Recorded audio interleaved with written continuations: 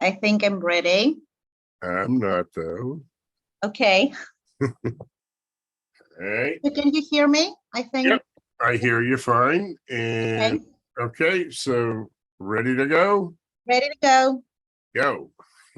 Okay, so I'm Maria, obviously, and we're going to talk about fostering autonomy through education and drama, and more specifically, educational, the model of the expert, pioneered by Dorothy Heathcote, which is a dramatic learning through which students assume expert roles, such as scientists or archaeologists, to solve a real-world fictional problem. By creating a fictional world wherein the students have real-life responsibilities, we allow them to explore the curriculum in a more autonomous way. They can explore the subjects, gather information, find solutions through expert roles. And here is a key element: they feel safe because no one actually believes that they are real experts, so they are allowed to make mistakes. So we've got three keys here. The first one is the team of experts. These experts are the children. They are given jobs and they practice their decision-making abilities. The next one is the client. The client is the point behind the experts. The client asks the children to do specific tasks. It gives them a real sense of urgency within their work. And of course, students must please the client.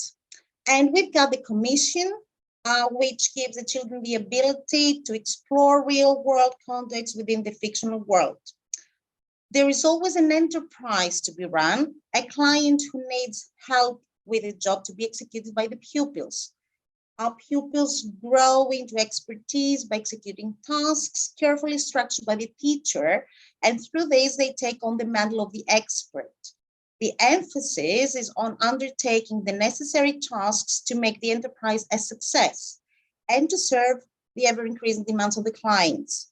So pupils carry out all these tasks with the increased sense of responsibility because they have accepted this fiction of working in an enterprise. The enterprise must feel authentic all the time.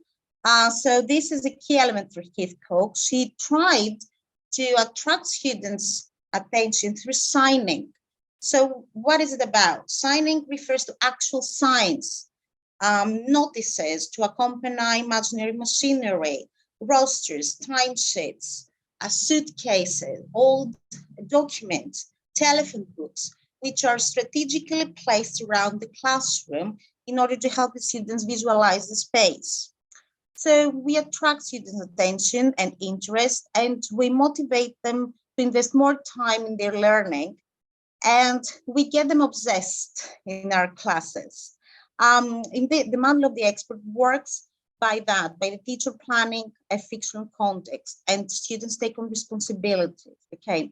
And as students see their work through this professionalism, they realize their own knowledge. One other key element is the laboratory. Heathcote described her ideal classroom as a lab because in this lab, students enter and they bring their knowledge and training with them and take on this mantle of responsibility that goes with the character of the setting. So the class is like a cell affecting change in society. We combine inquiry and role-playing and task-based pedagogy, all this through fictitious situations. So students find the reason why they're doing the class through the tasks, and they try to find solutions to the relevant problem and practice problem-solving skills. They take charge of their own learning. They get motivated and curious to learn more things about a subject. They cooperate with each other. They become responsible to carry out the task and become flexible. So they are led to a deep self-knowledge because you self-assess how they think, how they act, how they interact with each other. They pay attention to how they learn in relation to others and have an awareness of how their ideas and skills change over time. This increased Knowledge helps students to view themselves as capable learners and develop their skills further in order to become autonomous learners and with the ability to self-motivate and self-direct their learning, applying their knowledge to broader aspects of life.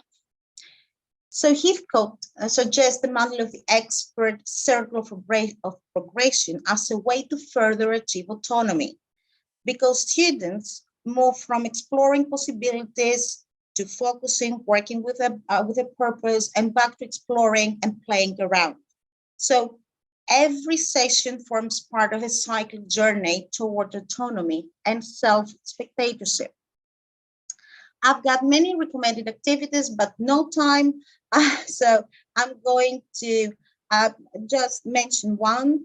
The teacher, using the technique, the teacher in role as a town mayor, asks students who are in the role of a group of architects to research the community's needs.